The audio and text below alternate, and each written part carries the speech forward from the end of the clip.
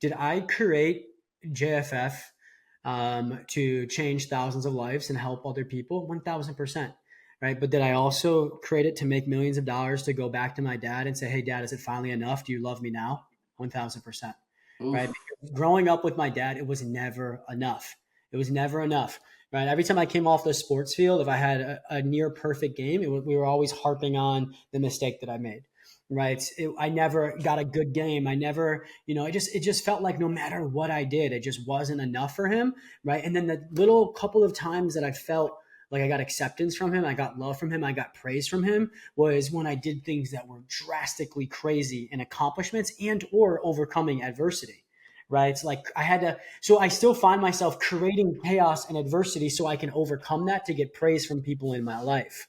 Right. And so, when I had a great job at Hopkins, it just felt like it wasn't enough for my dad. I'm like, Dad, I'm a senior leader at Johns Hopkins Medicine at 26 years old, right? I'm overseeing thousands of doctors at 27 years old, right? And it just felt like that wasn't enough for him. And so, again, did I create JFF to impact thousands of lives? 1000%. But I realized two things can be true at once. And that other thing that was true was I wanted to make millions of dollars to go back to him and say, Dad, is it finally enough? Do you finally love me? I'd like people to listen to that and really, at this moment, listen to the words that coming out of Justin's mouth, right? And that he's been at all extremes, and there's nobody that can deny. I mean, empirically, you created success, you created a velocity, and everybody's going to go, how?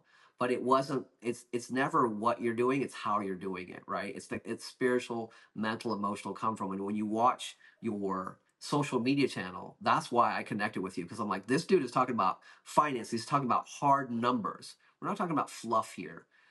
And he's saying that the path to that is going in.